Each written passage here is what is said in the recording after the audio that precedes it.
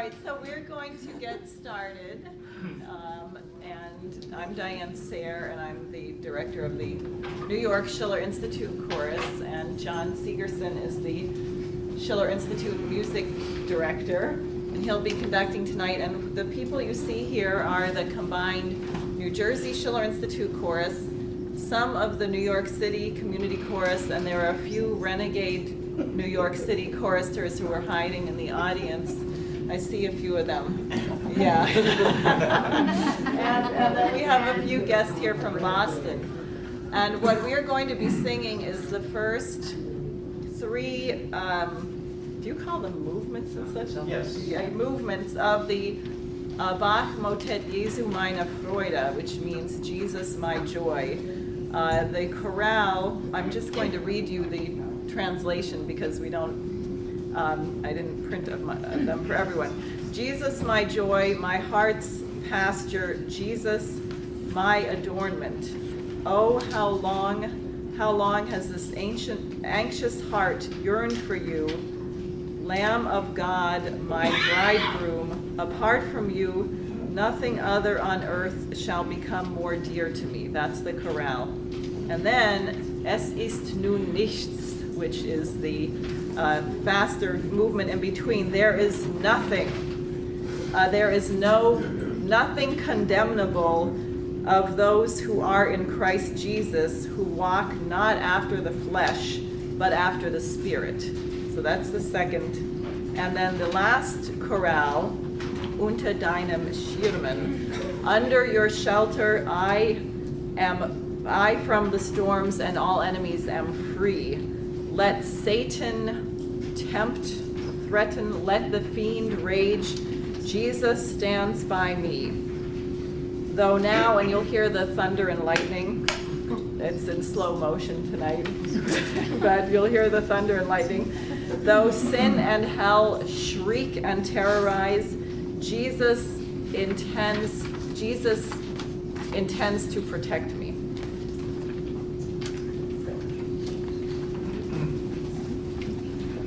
We are having difficulty turning off the air conditioning system, which, as you can hear, has a sound. If you're in the back, it may be less disruptive if you move a little bit more forward, because the sound is very loud in the back. So you'd probably enjoy it more if you were a little bit closer.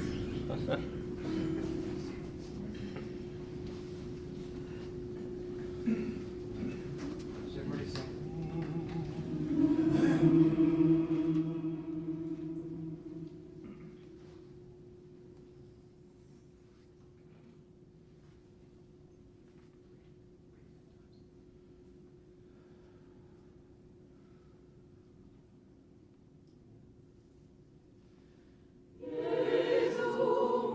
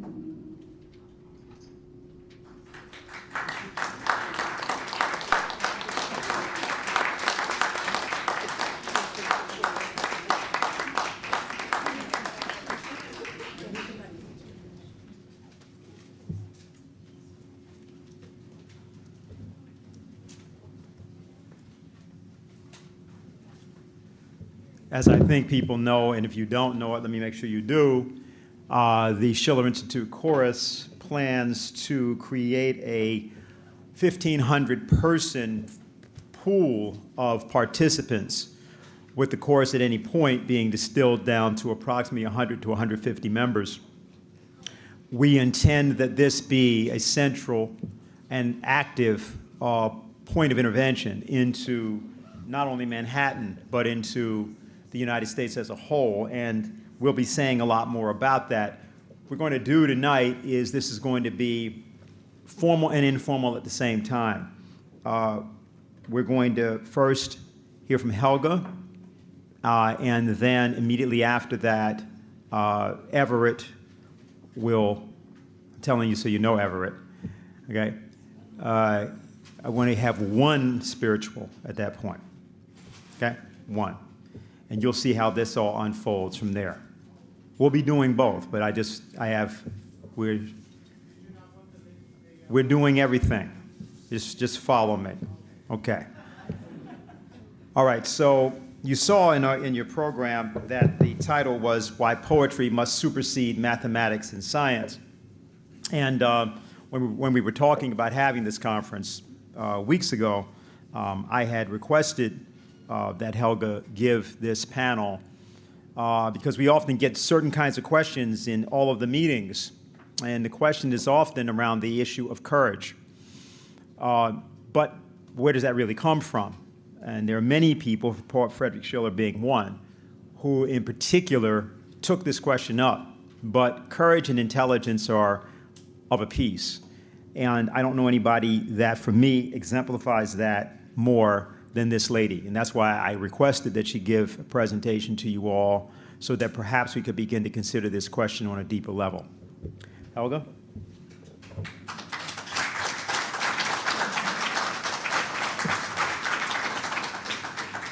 Well, actually, I want to approach it a little bit different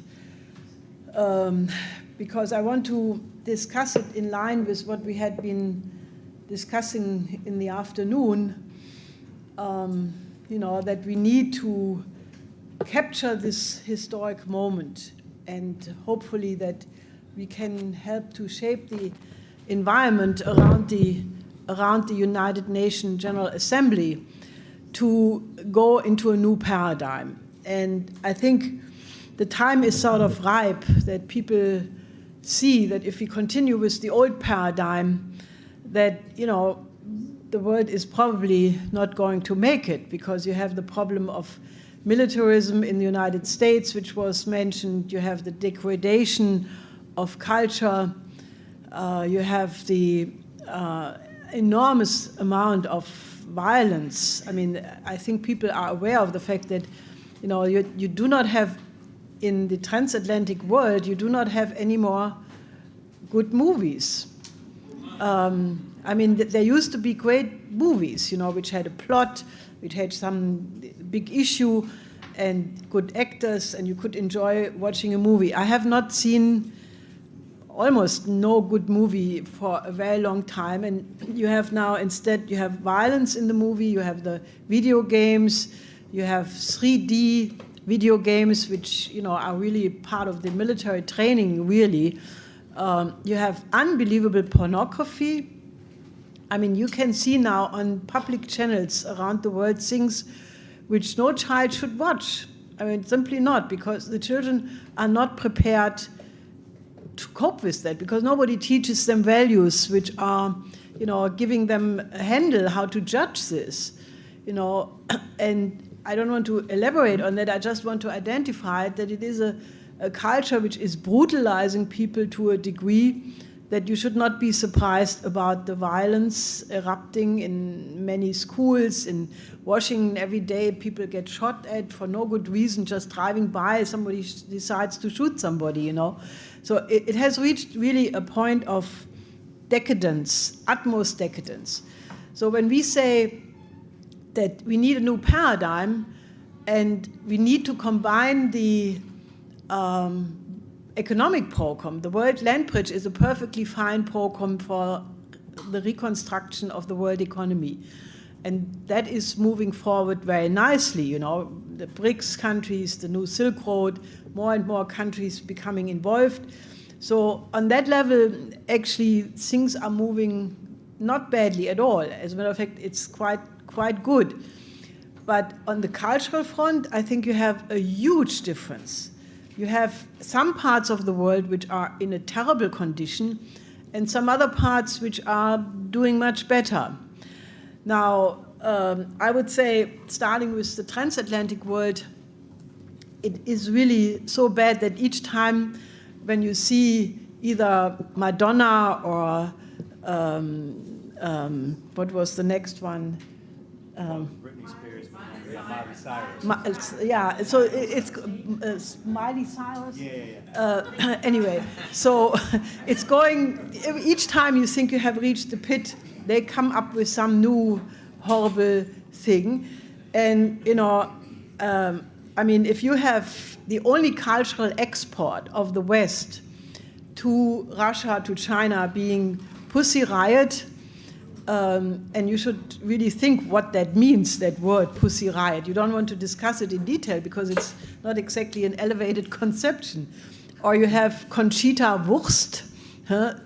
this was this man who is a woman, no, who dresses as a woman who has a beard. She won, or he won, or whatever, it won the Euro Song Contest last year, and it was a big issue. Then you see, where we are really at. Now, that doesn't have to be like that because, we have beautiful resources in Europe. We have the Greek classics, which is very much alive in the Greek population. You have the Italian Renaissance, which is pretty much still alive in Italy. You have the German classical period, which has produced, a lot of beautiful things. You just heard one example. You will hear other examples later on.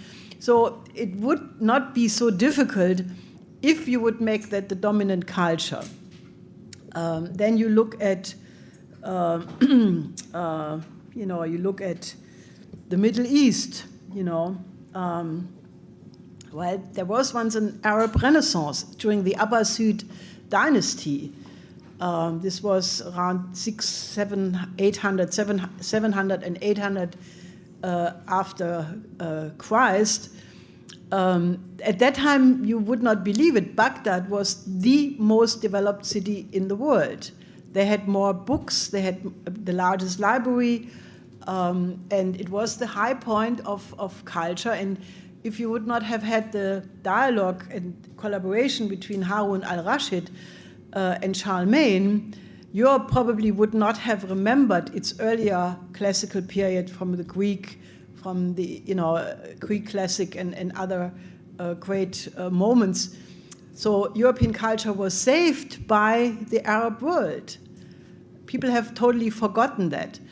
Then you had the period of Al-Kindi, Al-Farabi. This was a Platonist revival. You had Ibn Sina, who was the most developed medical doctor until the 17th century in Europe, or his theories were regarded as that.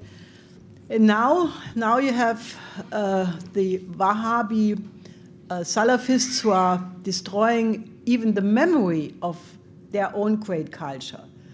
So, this is really a serious problem because, if you think about how many art treasures are in the museums of cultures which have gone under, there is no guarantee that all this beautiful culture which, we try to revive will exist. Because if you have people, who don't cherish it, it's going to be lost. Now, fortunately, the great documents of Timbuktu, which was a great university town in Africa, were saved from similar terrorists. There was a huge operation to save them. So you have Egypt. Egypt is having now a gigantic revival, proudly talking about its 7,000-year history. And much of European culture really comes from Egypt because the Greek classics was completely inspired by the Egyptians. So China is a happy exception because, China is right now not only reviving Chinese classical culture, but they also, they just take the best from Europe and other places, and there is a huge amount of classical music going on in China and also Korea, also in some other Asian countries. So why am I saying that? Because I think that if we want to get out of this cultural wasteland, because this is what it is in the United States and in large parts of Europe, we have to make a renaissance in the same way like renaissances were made in the past. And we have studied this a great deal, so we know what we are talking about, because if you look at the Golden Renaissance in Italy, which followed the Dark Age of the 14th century. In the 14th century, you had the Black Death, you had wiping out more than 1/3 of the population from India to Ireland. You had superstition, witch burning, you had flagellants, And if you look at the pictures of Bosch and Bruegel, you get a sense of how crazy people were at that time, looking one eye up, the other eye down, being completely in disarray. And how did mankind come out of that? Well, this is very important to look at, because you had the influence of Dante, which sort of kept going throughout this period, which was picked up by a humanist movement, like Petrarca. And these people said, look, we have to go back to the original handwritings of the great masters. So they started to collect handwritings, but this was before book printing was invented. So you had to it was very difficult to copy things. And it was that tradition of humanists in which Nicolaus of Cusa went to Byzantium and found some handwritings about the early church councils, where he could prove that the split of the church at that time was completely unnecessary, because the early church councils of Nicaea and so forth, they had the filioque, and that was the issue over which the Catholic Church, the Roman Church, and the Greek and the Russian Orthodox Church had split. So he brought some handwritings, and on that basis he could bring back the entire delegation of the Byzantine Church, the Greek Orthodox Church, to the councils of Ferrara and Florence. And there were such people like Bessarion, Plethon, and they brought with them the collected works of Plato.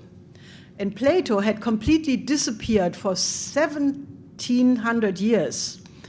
Just when the Greek classical country went under because of the Peloponnesian War and the overstretching becoming an empire, which was followed by the Roman Empire, Plato had vanished. And when Petrarca had found the traces of Plato in the writings of Augustinus, he became totally excited. He wanted to find Plato, but he couldn't find it. It was nowhere to be found, and nobody spoke Greek anymore. Petrarca himself tried to learn Greek, which failed. It consoles me somehow. But he then basically, when Plato arrived in Italy, fortunately there were the Medicis, and they organized a crash translation program. And together with Nicolaus of Cusa and the environment created by Jeanne d'Arc, it was really Plato which ignited the Italian Renaissance on a completely different level. So based on that experience and the fact that the German classics was also going back to the Greek classics and to the Italian Renaissance and to Shakespeare, and that created the foundation for which then, Lessing, Mendelssohn, and such people could write what they did, which was the foundation for Schiller and Humboldt and others to then really, explode the German classical period. The lesson of this is that you have to revive the greatest traditions of the past to then have the basis to form something new. And that means, if we want to solve this problem, it cannot be in one country. We have to revitalize the best traditions of all cultures. In China, it's pretty obvious. It's the whole Confucian tradition, Mencius, which fortunately is very much alive, especially in the present Chinese government. In India, it is the Vedic writings, the Gupta period, which was the most beautiful drama writings in India. In China, it's the Song dynasty, which produced unbelievably beautiful, sculptures, pictures. There was an unbelievable, beautiful painting tradition in the period of Egypt during the Roman Empire. They produced pictures which have individual features of the face, which only was matched in Europe, otherwise in the Italian Renaissance. So, all of these things we have to somehow revive and make alive. And as it was in the past, if every culture is doing the same thing, And then, we exchange these things, learn to know the culture of the other. And I have said many times, people don't know other cultures. And that's why a lot of these prejudices and misunderstandings and even hatred and xenophobia arrive, which is why I have said, each of us should pick at least one country, Egypt, Greece, China, India, Russia, and really get involved in knowing that culture deeply. The best poets, the best composers, the most beautiful paintings. And I have not found one case, at least among the people I was talking about this with, which got not completely effectuated and even excited, saying, oh, a whole new universe has opened up. Now I'm understanding what you are talking about. And, I think people have to do that. Because if you don't know, how can you understand the beauty of Chinese painting, which is completely different, based on completely different principles than European painting or American painting?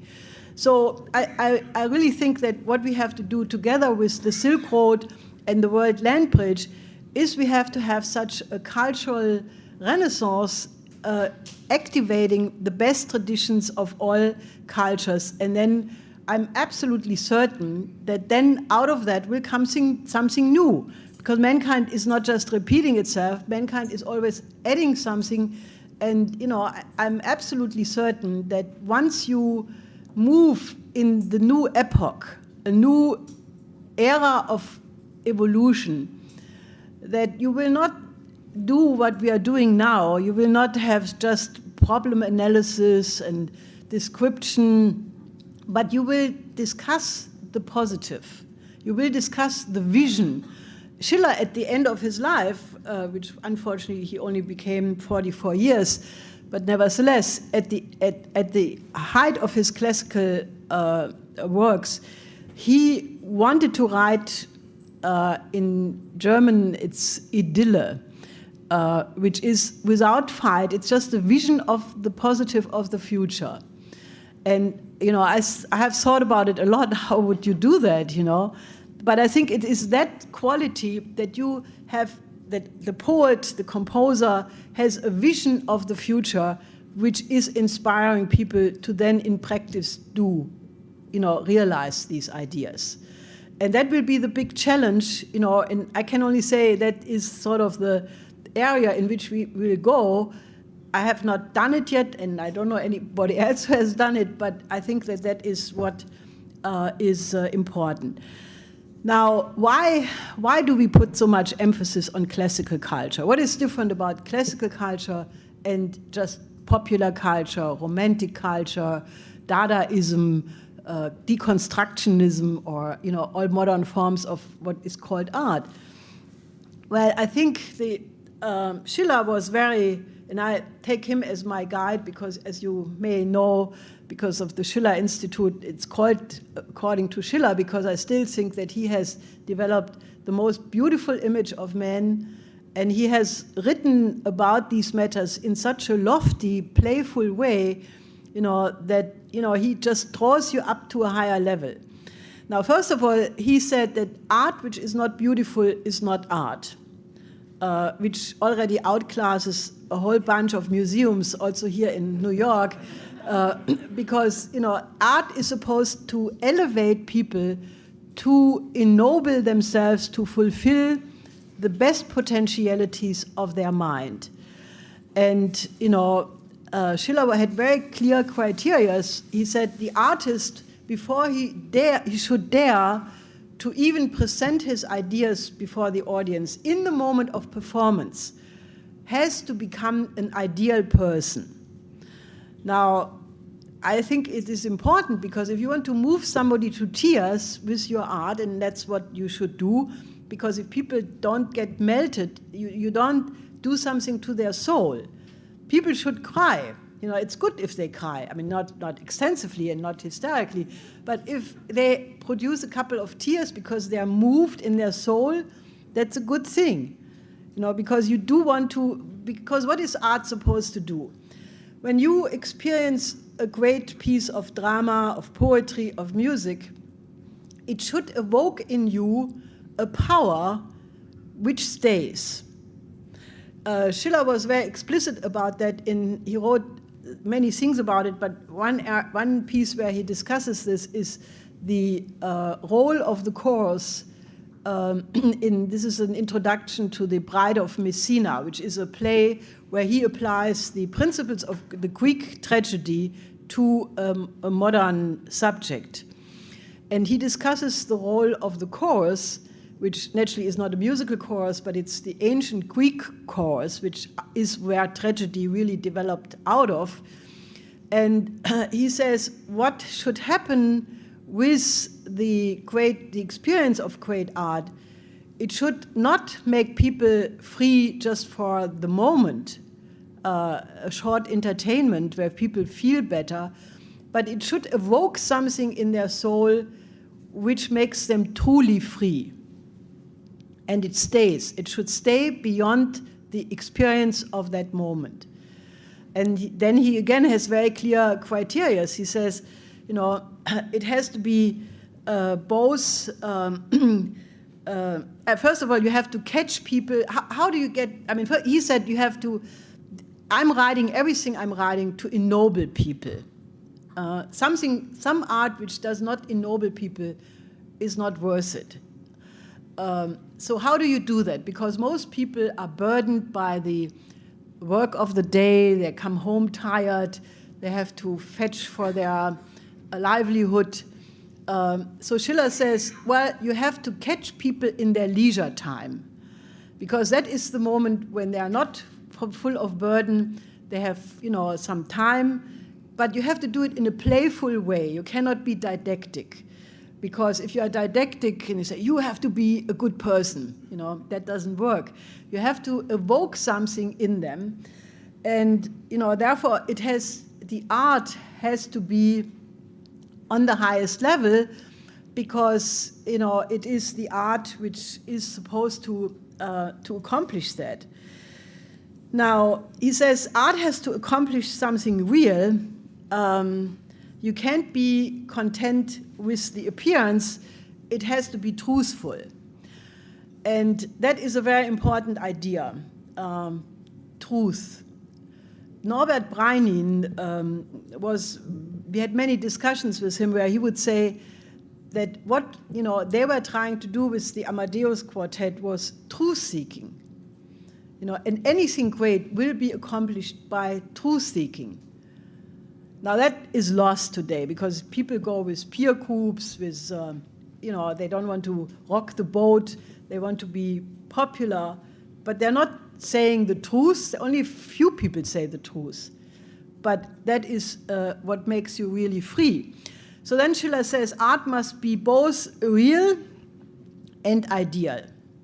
And that seems to be a contradiction, but you cannot sacrifice the one for the other, because he said, for example, if you only have reality in the art, you have no imagination and no freedom.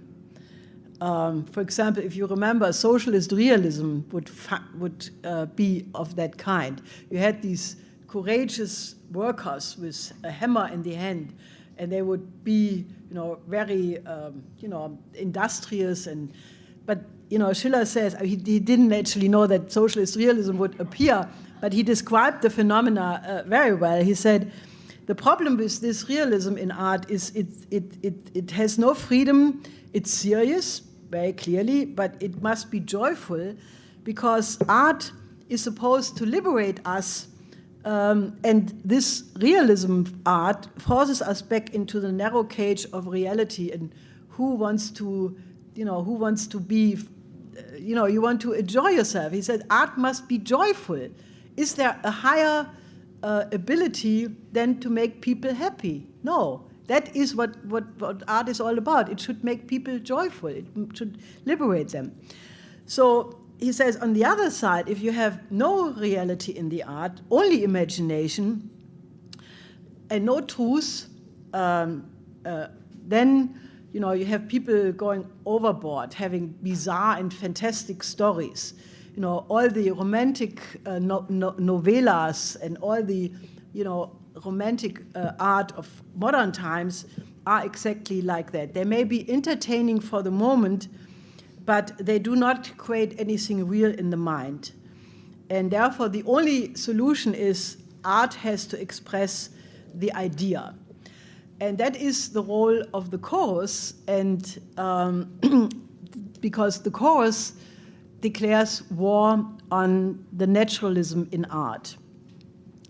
He says, the chorus leaves the confined frame of the narrative, of the drama, to elevate the audience above the past and the future, above the human level, and it addresses the true lessons of wisdom, because what it does with the full power of imagination is to reach the highest tops of the human existence. And it brings in what I would call, this higher morality or this higher level, which does not exist in the real world. We had this afternoon the discussion, asking, if somebody who prepares a war of aggression, does the Nuremberg statute apply? And we were running into the difficulty, who should implement that, So what art has to do is, and what the chorus, according to Schiller, is doing, you establish that kind of a world court, that kind of natural law, that kind of a higher morality, which you do not necessarily find in the present time or in the real world, but it is nevertheless extremely real. So, I think that we have to, in a certain sense, be aware that in a world which is completely lacking any standard, we have lost any kind of rule, everything goes. Every morality is out of the window. You can do the most crazy thing and you will get coverage in all the media. And if you uphold morality, you are being ignored. It's really satanic what Lynn was saying. So when we try to go back to create a renaissance, we have to deploy all means of classical art to give people back a sense of beauty, of the good, the truthful, and the beautiful, the truth, and the unity of those. So I think that people are not discussing enough what are the principles of great art. They are not discussing enough. My idea of a renaissance is that we have a society where we stop sending SMS, we stop sending text, and we start to communicate again about ideas. If you read the letter exchange between Schiller and Humboldt or Planck and Einstein and other such people, they were discussing ideas. They were relating to each other's mind in the most beautiful way. And, my idea of the next epoch of mankind is that, we get through this, and then people will be so shocked about how close we got to self-destruction, that there will be people who are primarily artists, scientists, people who discuss universal principles, and if they cannot do it in their profession, they will do it in their free time. And my idea of a Renaissance society or a new era of civilization is that you will have many, many, many geniuses, and eventually the vast majority of mankind will be geniuses, and down the road everybody will be geniuses, because genius is the natural condition of man. And the only thing which prevents us from doing that are stupid little things like greed, money, jealousy, all kinds of stupid things associated with the old paradigm. But, I think that there will come a period of mankind where, people will travel throughout the solar system, that we can even, leave the solar system and visit the galaxy at large. And, if you do that, you have to think about your life in a completely different way. It's not so clear in all aspects, but, You know, if you just think, since the Stone Age, it's not such a long time. It's maybe, I don't know, in terms of the universal time, it's maybe 5 minutes before 12, and we are now like 10 seconds before 12, but you know, it's a short time. And if you think how much mankind has progressed, think back to the last ice age. That's only 20,000 years ago. That's nothing. That's something like 400 generations, roughly 400 generations is really nothing. So just think 400 generations ahead. And since the development will be exponential, you know, we will have a development which people will look back at the present time and say, oh, this was almost like the Stone Age, you know. So I think people should have a very optimistic idea of what can be done once we start to not waste time. And most people waste time until they're 60 or so, and then they discover, oh, I must really get serious now. And then they realize, oh, my mind is still functioning, but my body is somehow starting to not go along with this anymore. So if people would get the idea of becoming truly creative and truly a genius right from the beginning, you know, I think enormous mountains could be moved. And I think that that is the kind of optimism what we should instill in people in what we do. And, you know, I think Manhattan should be the place where, for the United States, we, you know, roll back this terrible culture. And, you know, I think the American culture has, you know, taken a lot of European culture and made it their own. Then you have some beautiful spirituals, you had certain composers, but I think America is really a place which has to take the best of other cultures. New York is a melting pot, you know, and I would wish that we have an event sometimes in the future where we have a demonstration of great Chinese songs, of great Korean songs, of great other nations and cultures' performances, so that people start to see, you know, I love other cultures. And I was very happy when the senator said that he first is a world citizen, and then an American, and then an Alaskan, because that's exactly how you have to think. You know, Schiller said there should never be a contradiction between a world citizen and a patriot.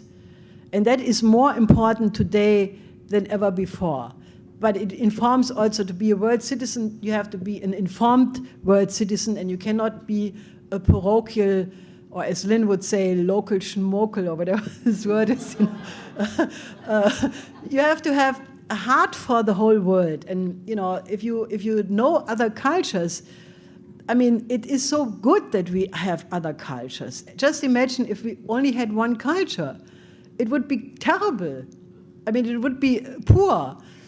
But if you look at how many beautiful things have been produced by Thailand, by Malaysia, by Vietnam, by African countries, by, you know, I can't name them all, you know, but it is a joy that they are, and we should make sure that people start to enjoy themselves again by celebrating the best of their traditions.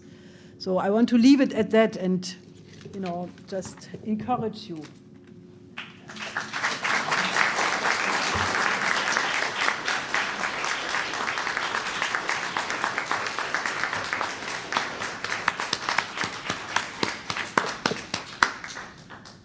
So I'd like to have Everett, Subtle, tenor, and Bob Wilson accompany us come up. And we will have first one selection of Admonition. Yeah, I know what it is. I want to do that. But you don't need it, right? Well, he has to play. I will give it to him. I know what it is. Yeah. It's a spiritual written by Roland Hayes. It's called Round About the Mountain. And it's interesting. It's a setting from Tennessee, and it's or a setting that is staged in Tennessee. It's a small drama. and it's about a funeral procession. And you'll get the significance of this as Everett performs it.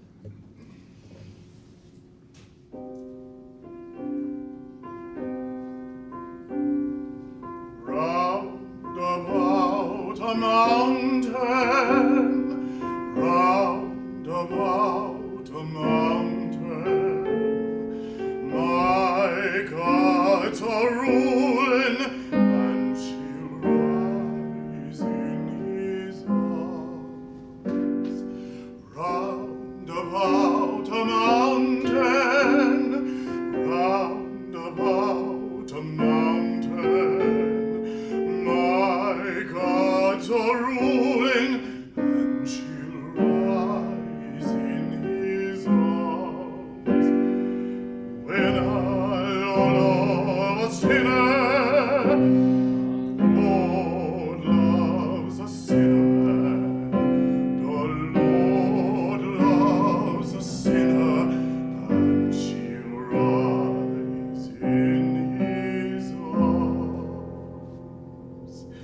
When I was a sinner, seeking just like you, I went down to the valley, I prayed and I got through.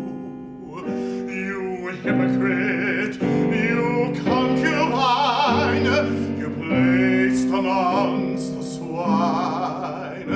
You go to God with your lips and tongues, but you leave your hearts behind. The Lord loves a sinner. The Lord loves a sinner man. The Lord loves a sinner, and she'll rise in his arms. Round about a mountain, round about a mountain, my God's a-ruling, and she'll rise in his arms. I'm going round a mountain, there I'll take my stand. I heard the voice of Jesus. Thank God he's in this land. The Lord loves a sinner. The Lord loves a sinner man. The Lord loves a sinner.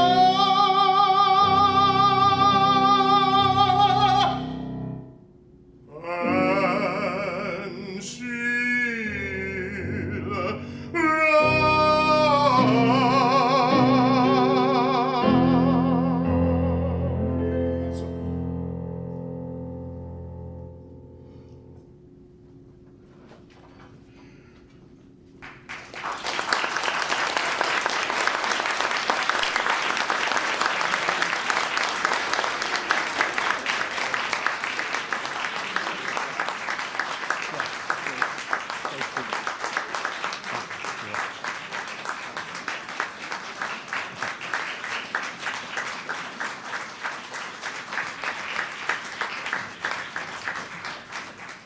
What we're going to do is we're going to take questions, but I'd like to take only one or two. We're going to alternate with music. So if someone has a pressing question or two,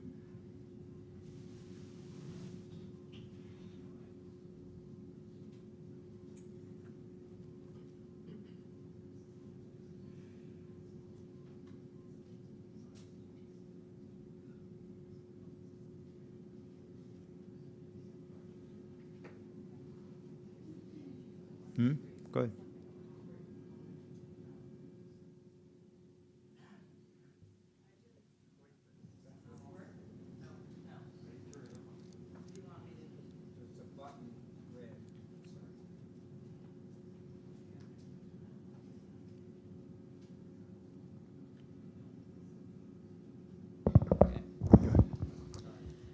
One thing that I've been thinking about a lot, and I would like your opinion on this, is the other aspect of the culture is not just the violence, but the soap opera quality of it.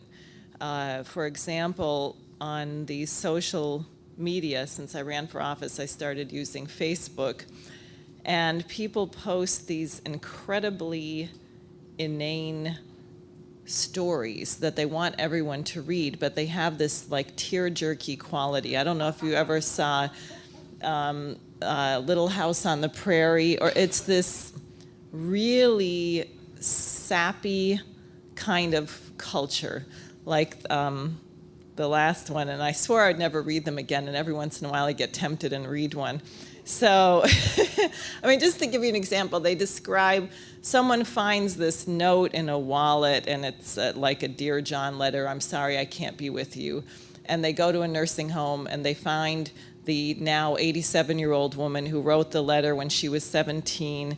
And then it turns out that the man that she sent the letter to is in the same nursing home, and now they're both 87, and they meet and they get married.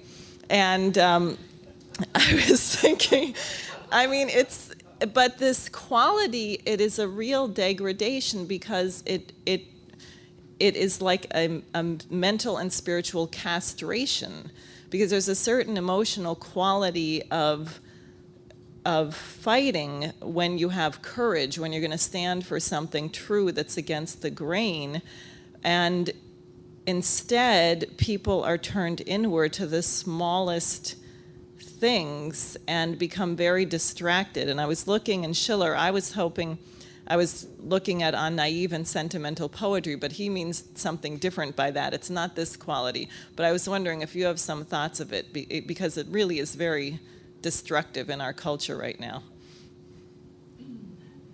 Well, you know, it's really the romantic attack on on the classical culture.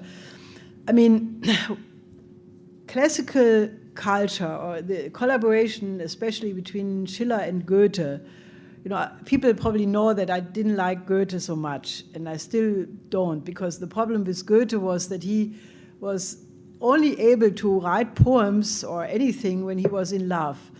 And, you know, so he had this erotic fascination with women who he had short affairs with and broke their heart, and these poor women would be on his wayside throughout his life, you know, broken heart, and he would march on and not write any poetry, and then he found another woman, he would be able to write another poem. Exaggerating it a little bit, but anyway, so having said that, there were 10 years of collaboration between Schiller and Goethe, where they both tried to establish universal laws for aesthetics.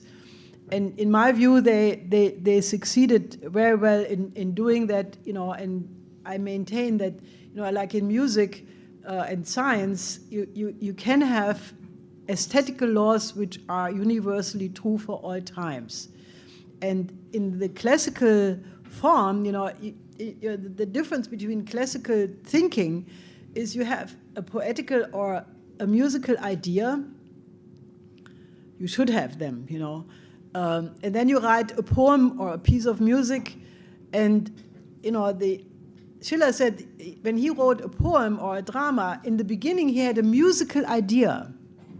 And that's really true. I have tried to write poems once in a while, and in the beginning I really have the sort of the meter, it is a big difference what meter you choose, and it gives the idea a certain form. So in the beginning is this idea, and then the idea is thoroughly composed. You exhaust the idea, thorough composition, you exhaust an idea until there is nothing to be added, and it's complete. And the total Gestalt, or Gestalt, it is something which is above the prose. Because if it would be just a prosaic idea, you could write a prose. You could just write what you think and it would be there. But the poem is something else. It is something which expresses an idea which is above the prose. And this is an art. And the same you have in the thorough composition in classical music. You cannot just have, let's say, a symphony, and then the next day you say, oh, I add 5 notes. That would not work. It is complete. It has a complete form. It depends what you choose, a lied, a sonata, whatever.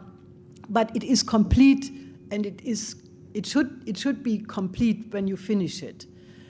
And that is a form of thinking which is extremely important, because people should not think any other way.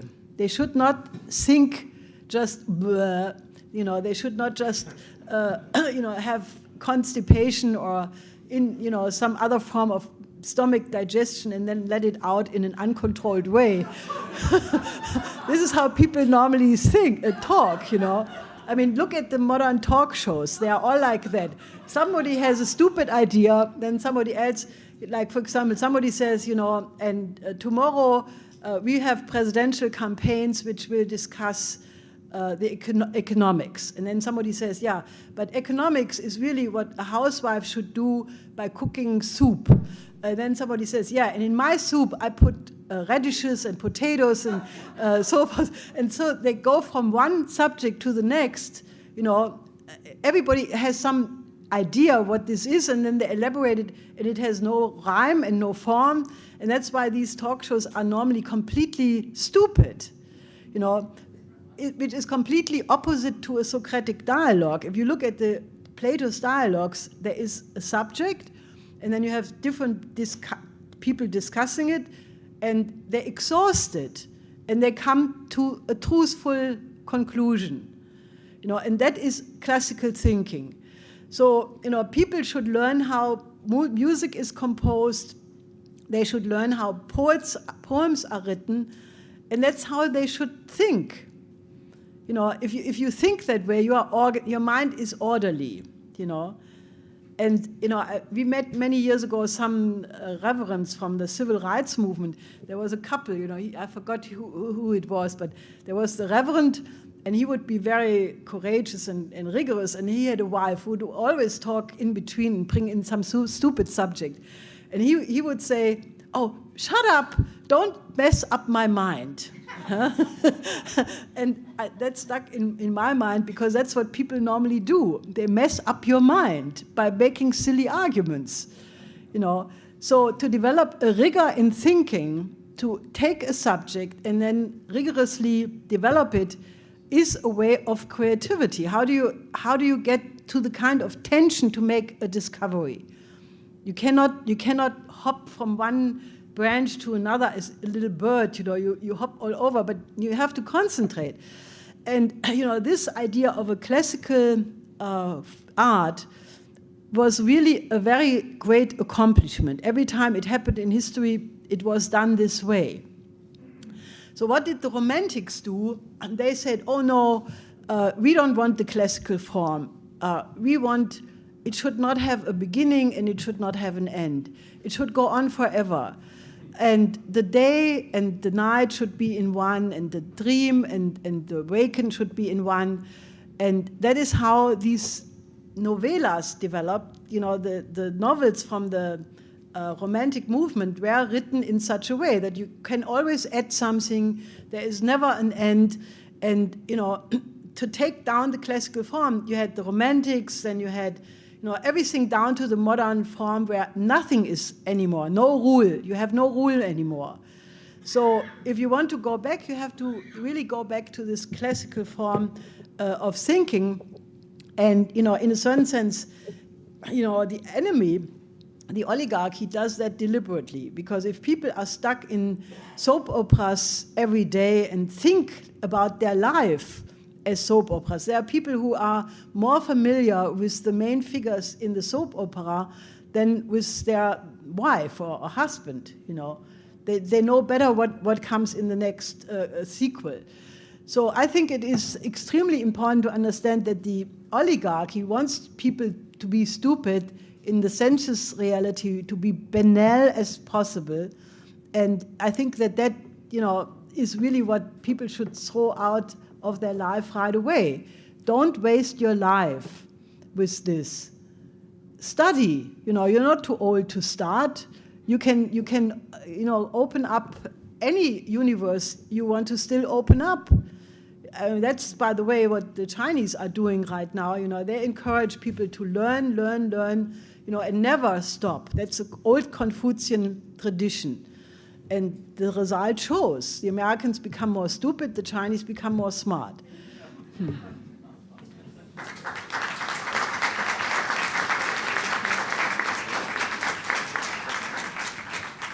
I want to bring Everett and Bob back up. And what we're going to hear now is Lenski's aria from Eugene Onegin.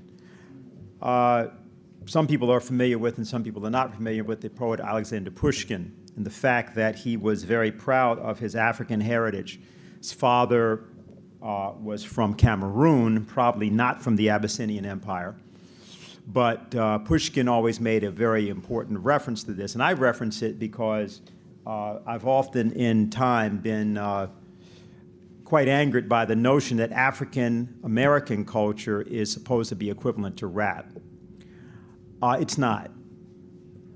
More importantly, no one ever talks about African European culture. They act like it doesn't even exist. It does. African Asian culture exists. It does. And the lack of familiarity with that is something that in its own way needs to be corrected. It's important just to say that about Pushkin, and this poem, Eugene Onegin, created its own form, the Pushkin sonnet form it was called. We're hearing here Lenski's aria is set by Tchaikovsky, and so that's what we're going to be treated to at this point.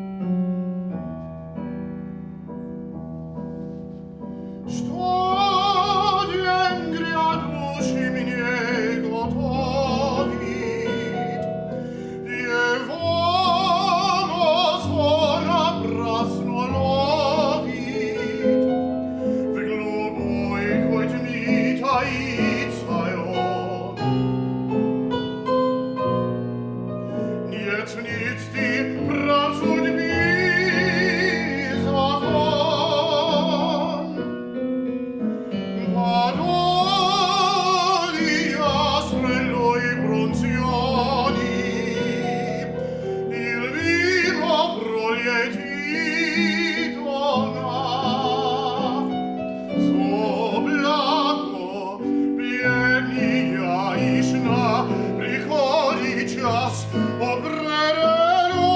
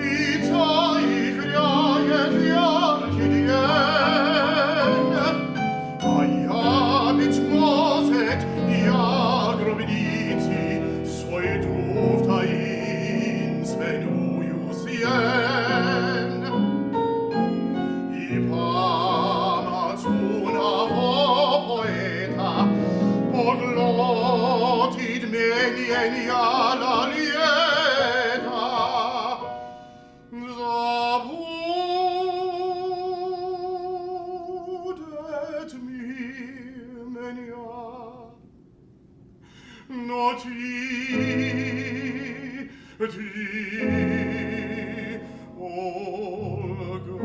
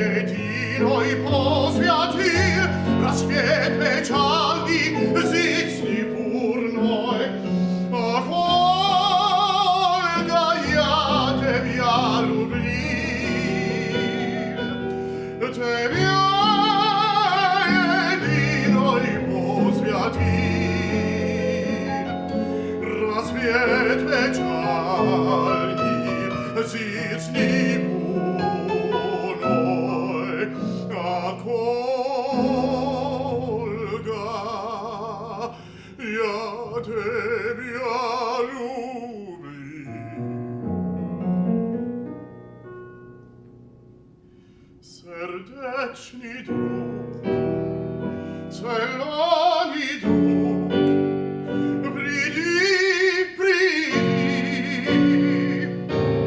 celani drog, pridi a twoi zubrog, pridi a twoi zubrog, pridi,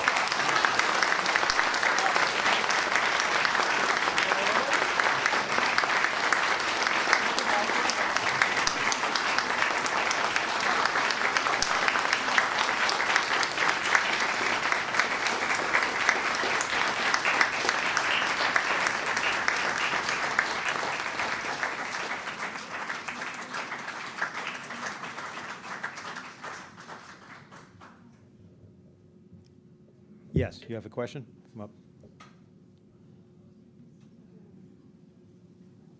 Or comment. People can also make comments, as Diane did before. Go ahead, Alvin.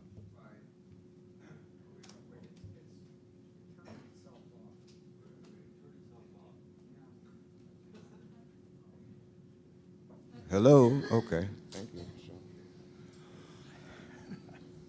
Yeah, I guess I didn't read the program. I didn't know we were going to have this opportunity. But I've been thinking and writing some things down along these lines. And, you know, especially to pose to you, Helga. In my history with this organization, I was never political per se. My father brought me around some 20 years ago, and what was useful, the Schiller Institute saved me. Well, it was Lynn because it was going to one of those semi-annual conferences where after at least trying to listen to Lynn, I realized I knew nothing about anything that really mattered. And I'm like in my, maybe like 30 years old at the time. And so I said, well, maybe I should at least try to do something about that, knowing that it would be a half-ass attempt, but I should at least try to address that. And Schiller writes about these kinds of things in terms of the effect theater can have on its citizenry. And so volume 2 of the translations of the books from Schiller would begin reading it. And I could last about 15 minutes of reading anything before my eyes got very heavy and I couldn't fall asleep. And I said, oh, this is what it is to have a weak mind. And it was very embarrassing, but, 30 leads to a half hour and so on. So I worked at this off and on, but making steady progress. And it was through many of these essays and the plays that the idea of not being pretty but beautiful, and that something was inside of me that was shared, that was indeed universal, that's why I say it saved me. Because prior to that, I had no real recollection of that, no real sense of that, rather. Fidelio was useful too because of that I began to have a relationship with art as well. Now, so that's all, I'm very pleased about that. But over the years, I've purchased many, many copies of Volume 2. And I said, you got to read this. Friends, so on, this is good stuff. It's really have an effect. I'm still waiting for those people to get back to me, right? And it was surprising to me because the thing that you had to do is you had to come clean with yourself. That's all. Just let it go. Be honest with yourself, and work through it. You'll wake up. 10 minutes will become 20. You give something for discussion. But this is a real problem with folks, more than I realized. And the more I've become political, the more active I've become in engaging people, I think they'll read the Bricks report before they'll dare handle anything from Friedrich Schiller. So, and that's a real tragic thing. So I would just like to hear you respond to that. Well, it is, it is really the sweetness of truth, that once people get a taste, like you are a perfect example, then, eventually you will not like anything else anymore because the truth is more sweet. I mean, Nicholas, of course, but describes it like the truth is more tasty than the most beautiful dinner, the most lush food and drink. And, people will love truth once they know it. And I think the problem we have in the United States is that the culture is really so two-dimensional. It tends to strangulate people. And what we are trying to do here is to break that two-dimensionality up. And obviously, with German it's easier because the beauty of the language of Schiller is probably more directly accessible. But I still think it would be important that we incorporate some of the tragedies or some of the philosophical letters or writings or poems we used to do poetry recitation. Now, Lynn at one point interrupted that and said it should stop because it was so bad. But I think we should somehow try to revive it because, there are so many beautiful poets in English, Shelley, Keats, Shakespeare. And I think the reason why I like Schiller in a special way is because he has, I'm not saying he's greater than these other people, but he has this idea of the aesthetical education. And if you would ask me what is lacking the most in the United States, I would probably say it's that. Because people do not have a sense that they should become beautiful souls. They don't have a sense that they can educate their emotions. And, Schiller, if you read, for example, The Sublime, he has written 2 beautiful essays about the sublime. Schiller was really the origin of psychology by studying the innermost workings of the human soul. And, other people, have discussed various things, but Schiller has a unique way of getting people to be greater than their destiny. And he himself was the perfect example, because when he died at the young age of 44 years, all his intestines were completely eaten up by diseases. And people were wondering how he still could write, with being basically all his internal, organs were more or less destroyed. And that was because he had this incredible passion, to surpass whatever problem was by reaching the level of the sublime. To connect your identity to issues which are greater than yourself. And that method of the sublime is much superior to psychoanalysis or psychology. I still think that Schiller is the best psychoanalyst in the world, because he knows not only how the soul functions, but he knows how to educate your emotions, how to train your emotions so that, the beautiful soul he defines as a person who can blindly follow your emotions, because they will never tell you anything than reason. And he says the place where this occurs is great art, because there, in a playful way, you test what you would do if you would be a king, and on your action it would depend how the fate of your country goes for generations to come, or some other great issue. You are learning it on the stage, so to speak.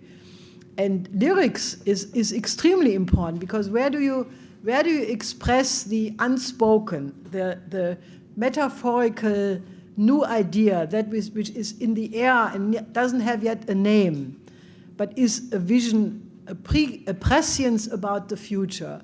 You learn it in poetry. And the problem with the Americans is that they are so practical and so down to earth and so, they don't have a desire to become beautiful souls. Beautiful souls is not a value they wish to accomplish. And I think, they want to have beautiful bodies. They go to the fitness center. Just driving around in New York, you pass by all these fitness centers which have windows, so you see these people doing their, So, I think that's crazy. They should do it behind walls. Who wants to see that, But they are exhibitionists. They want to, look tough and be seen how they do this, But Americans do not have, it's not in the culture right now that they want to be beautiful people. And I don't mean the architect, what Schiller calls the architectonic future. He says people who have a beautiful face or a beautiful body, he calls it architectonic beauty. You cannot do anything that's in your genes, you cannot accomplish it. Then he differentiates that with the beauty of the soul, the true beauty of the human being. And there it doesn't matter how your body looks or how your face looks. And Americans do not have a desire to be beautiful. It's not something anybody would say, that's my wish in life. And that is probably why they have an initial difficulty in accepting. But Schiller, Schiller is so important because, when did he write, for example, the aesthetical letters? That was a response to the Jacobin terror taking over the French Revolution. The beginning of the French Revolution was the effort to replicate the American Revolution in Europe, but then because of subversion, the Jacobins took the guillotines, chopped off all the heads, and it went in a tyranny with Napoleon then becoming really the first fascist in European history. And Schiller looked at that and he said, look, this is a tragic thing because a great historical chance has found a little people. And then, he said, how do we make sure that the next time a great moment finds a great people? And that's why he wrote the aesthetical letters. And maybe people should reread the aesthetical letters, because, that is the whole question of how do you become a truly great person, a world historical individual. And, I think it's something you have to make a polemic, and I think we haven't mentioned Schiller for a very long time. I don't know exactly why. I think it's a big mistake, because if people don't accept the idea that they should improve as persons, you should never stop trying to become a more aesthetical, a more truth-loving, a more beautiful person in this sense. And there is no point in your life where you cannot make a completely new plan what you want to accomplish and how do you want to get rid of certain things which are obstacles. People should have the desire to be beautiful in the soul. And I think that is very, if it's not something people even think that they should have, how do you get them? You have to polemicize against it, and you have to talk about it, and then you have to somehow give them great art so that they can see, what it means to express a beautiful soul. And I think we will hear one example pretty soon. Yes, we have another question, and then we'll hear our example.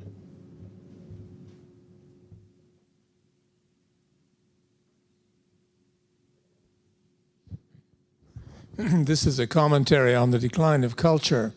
A lady I knew was for many years married to a classical conductor of contemporary music, who specialized in contemporary music, and their house was always filled with contemporary avant-garde composers and their close friends who were abstract expressionist painters. And one of the frequent guests was a famous composer named John Cage. And I have said for years that anybody who took John Cage seriously was having his leg pulled. And I always said that with some twinge of bad conscience. Maybe I was being unfair.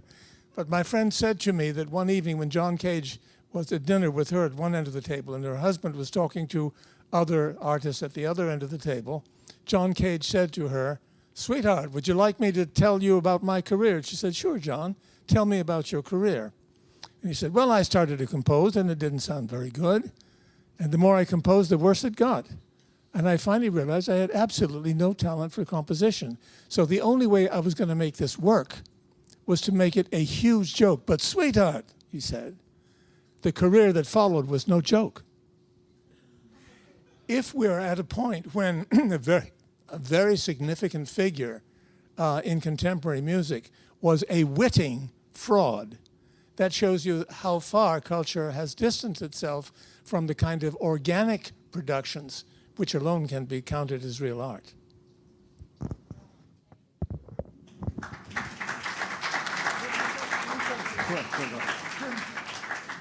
I mean, the reality is that most modern painting, you cannot differentiate from monkeys throwing tomatoes at a wall. And they recently gave a prize to a horse where the owner had trained the horse to use its snout to paint with color, and then that was. And most paintings, are not more than decoration. I mean, most modern paintings are, just decoration, but not art. Art must have an idea. It must elevate the mind over the matter. It must have an idea which is conveying a universal truth. And most modern art is just at best, you can like creativity. The word is used for pottery.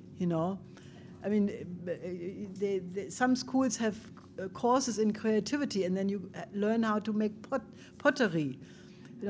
I mean, this is the whole degeneration, and this is why we fight so much for the highest standard of classical music. And even there, a lot of what passes for classical music is really mechanical. That's why Lynn put so much emphasis on Furtwängler and Schlussnuss and some of the old artists who have really mastered this absolute beauty in just singing or just, getting the music between the notes, the idea of the composition. And, that requires real study. And what we are doing here with the chorus work is relearning that art. Because people have lost the tools, they have lost the instruments. So it's really like a desert. It's like you are putting water drops in a desert. And, optimistically soon it will be a lush garden with beautiful fruits and beautiful, plants. So be steady, tenacity, stay with it and you will succeed.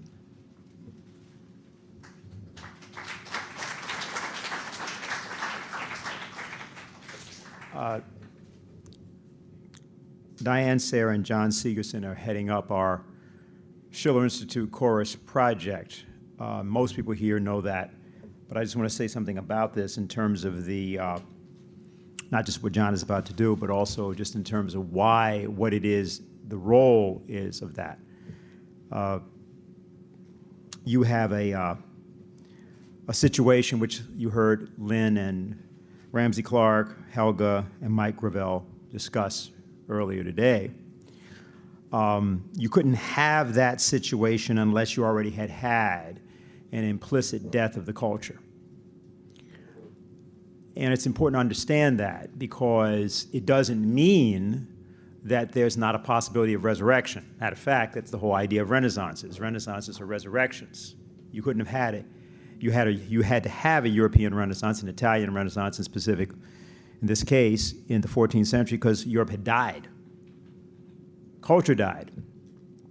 And what Helga was just describing about the mechanical nature of classical music, it's very much like, and I think people have had some experience of this, the death in the modern era of what most people call religion. There are very few Christians available in the United States. And we can talk about a lot of other things, but I think it's important because that was always one of the things that distinguished Martin Luther King. He actually believed in Christianity. He thought that he was supposed to actually imitate Christ. And the issue was not his perfections as a human being, but his perfections as a divine being, acting in the image and likeness of God. And the imperfections would take care of themselves. It was important to understand that, and important in terms of our idea about what we're trying to do. This idea of a chorus of 1,500 people who then form an audience for advanced and elevated and profound ideas, which is the important point. You can't have a great poet unless you have a great audience. But how do you create a great audience? You have to have people who are participating in the idea of self-resurrection, resurrection of a nation, of a culture, of a civilization, and therefore of the self. Beethoven was the inventor of the song cycle. John, I think, is going to sing. He's going to sing. I don't know if he wants to talk that much about this. And in the course of that, the song cycle being a kind of successive set of idea narrative, not a narrative like this, just a narrative in a play. And this song cycle, An die ferne Geliebte, 6 songs, is a sort of an encapsulated version of what great classical culture is all about. I just wanted to say that the conception, however, that you saw from the chorus and what you're seeing now and the dialogue we're having now is our own way of trying to reproduce for you what would have been the experience of a Leipzig congregation experiencing a Bach cantata for the first time. Often it's forgotten that these were actually religious services and that there were sermons and there were prayers and there were all sorts of things. And one of the things that people get very confused about with that is that they think it's simply religious ritual. And they don't get the idea that there are real people living through really, really profound crises. And the elevation of the human being and the elevation of the human being in the image of the divine and of the distant, which is beloved, in that sense, and making that one with the person. That this idea is something that is one of the greatest contributions of Western civilization and culture. This is available to people. It's something that people can live by. It's something that people can exemplify, and it's something that people can sing. And all people can live by it, exemplify it, and sing it. And so the conception of our project and of all things we try to do at performance is imbued with that as a premise and as an intention. So to perform for you the song cycle, Beethoven song cycle, An die ferne Geliebte, John. And Margaret Greenspan.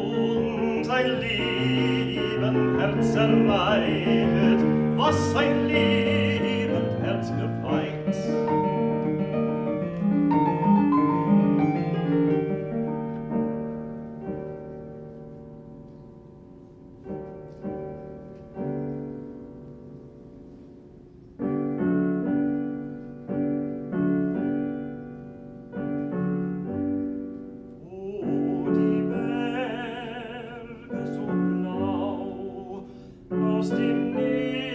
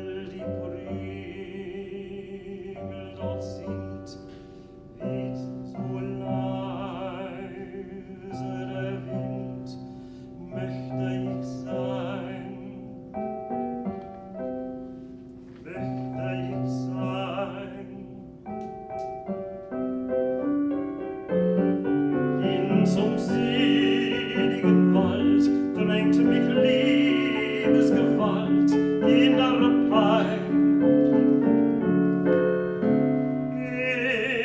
Innere Pein. Ach, mich zöst nicht von hier, könnt ich trauter bei dir ewiglich sein. Ewiglich sein.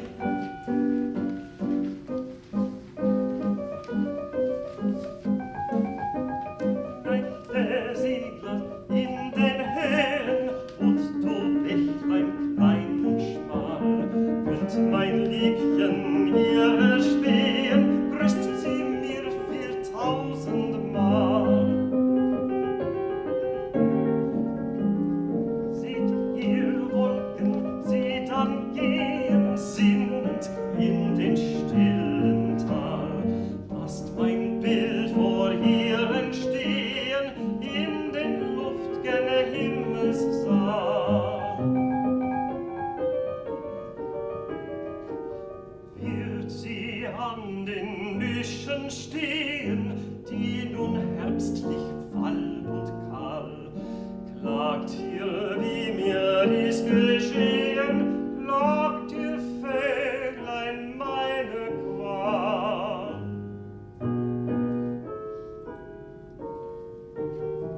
Stille Wester bringt im Wehen hin zu meiner Herzenswahl meine Seufzer, die vergehen wie der Sonne letzter Strahl.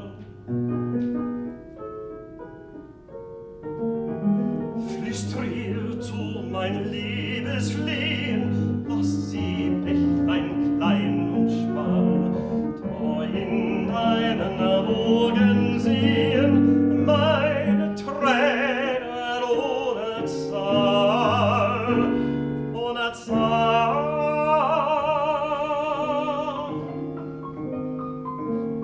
Diese Wolken in den Höhen, dieser Vöglein munterer Zug, werden dich, o Milden, sehen. Nehmt mich mit in leichtem Flug. Diese Wester werden spielen, scherzen dir um Wann und Brust, in den seidenen Locken fühlen. Teilt ich mit euch diese Lust. Hin zu dir von jenen Hügeln, emsig dieses Bächlein eilt, wird ihr Bild sich in die Spiegel. Fließt zurück, dann unverweilt, fließt zurück, dann unverweilt, ja unverweilt.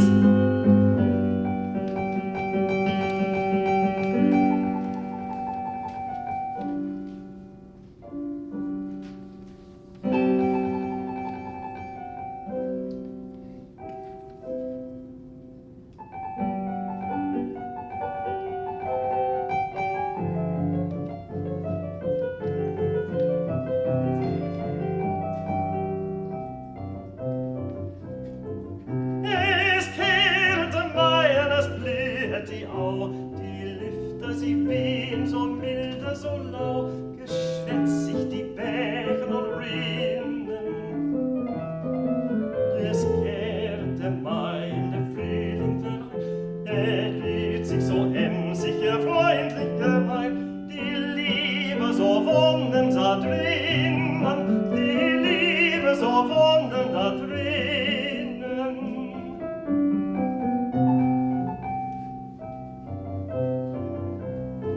Sie bringen sich geschäftig von Kreuz und von Quer, manch weicheres Stück zu dem Brautpetti her, manch wärmendes Stück für die Kleinen. Nun wohnen die Gatten beisammen so treu, was Winter geschieden, verbannt und der Mai, was liebet das Weise zu einen, was liebet das weiß er zum einen.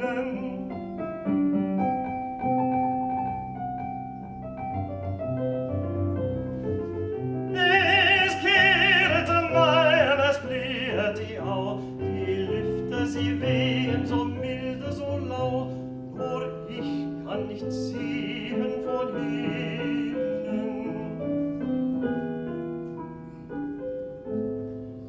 Wenn alles, was liebende Frühling vereint, nur unserer Liebe kein Frühling erscheint, und Tränen sind all ihr Gewinnen, und Tränen sind all ihr Gewinnen.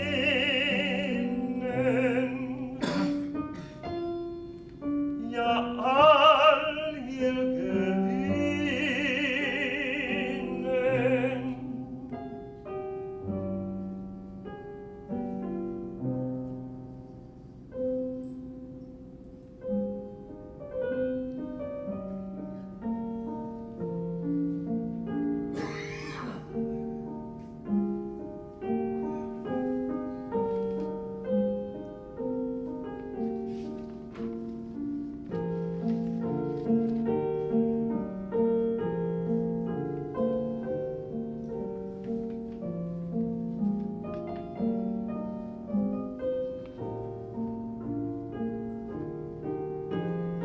Nimm sie hin, denn diese Lieder, die ich dir, Geliebte, sang, singe sie dann abends wieder zu der Laute süßem Klang. Wenn das Dämmerungsrot dann ziehet nach dem stillen, blauen See und sein letzter Strahl verklärt hinter jeder Bergeshöhe,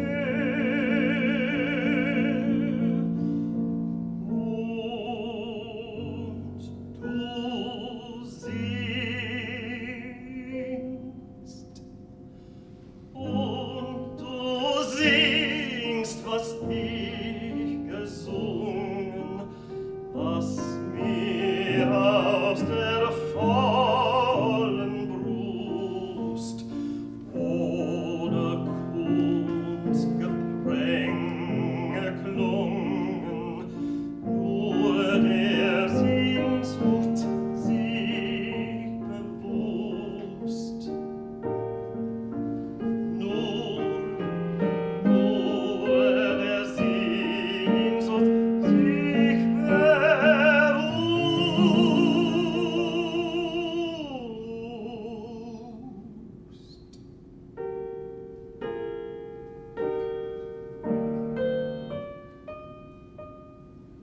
Dann vor diesen Liedern weichet, was geschieden uns so weit, und ein lieben Herz erweichet, was ein lieben Herz geweiht. Und ein lieben Herz erreichet, was ein liebend, ein lieben Herz geweiht. Dann vor diesen Liedern erweichet, was geschieden uns so weit. Und ein liebend Herz erreichet, was ein liebend Herz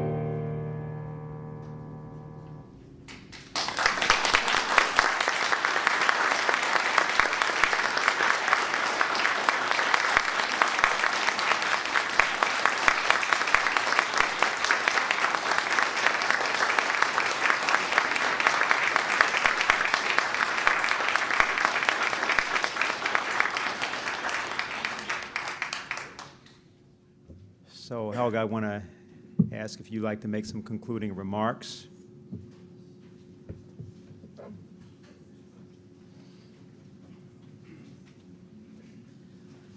Well, I think a lot has been said. The task is clear, what we have to do.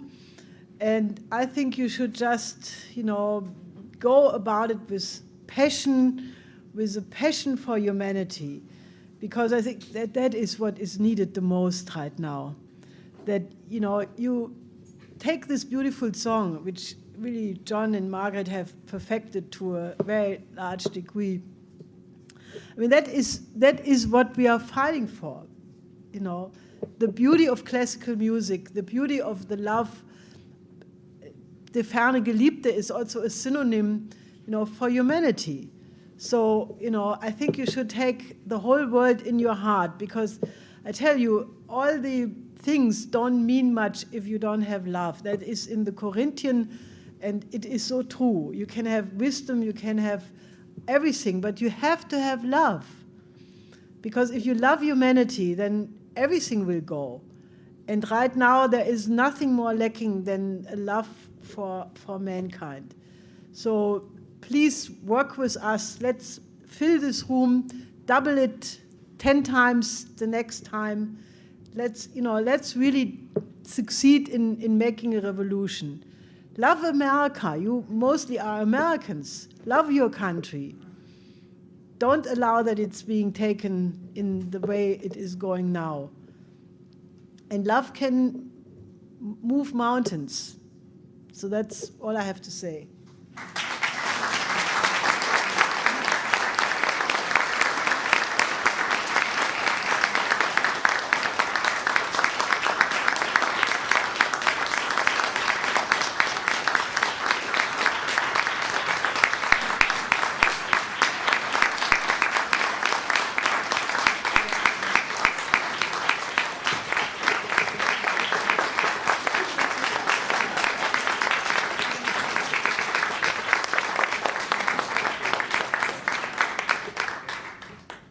So Bob and Everett, would you like to dismiss us?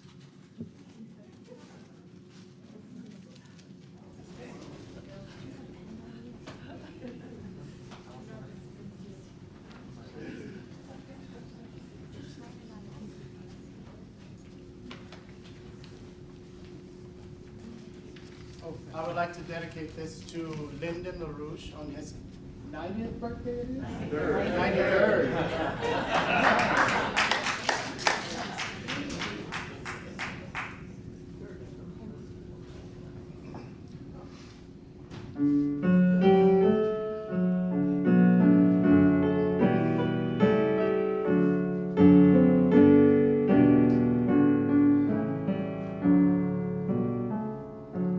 He's got the whole world in his hands.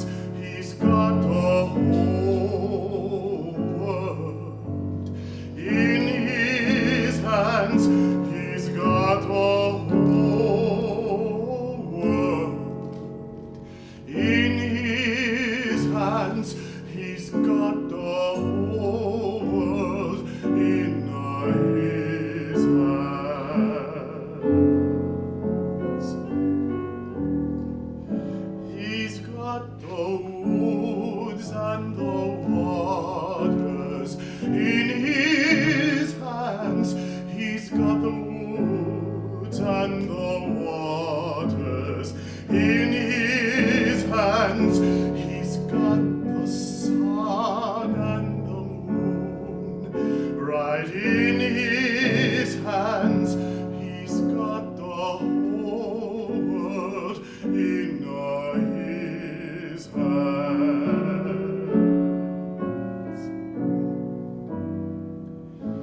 He's got the little bitty babies in his hands.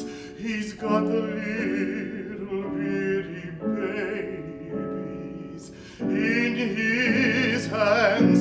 He's got the beast of the field right in his hands. He's got whole world in his hands.